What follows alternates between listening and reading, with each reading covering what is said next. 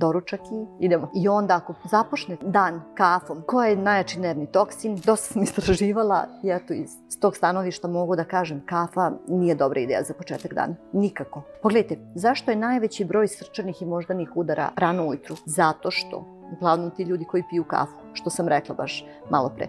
Znači, dehidriran organizam, kafa na to, krv je inače gusta ujutru, mi treba da se hidriramo, znači da popijemo vodu sa limunom, to je moj predlog, i limun je super, može i đumbira malo da se stavi, to je isto dobro, i onda ceđeni sokovi, to je bomba, to je sjajan početak dana.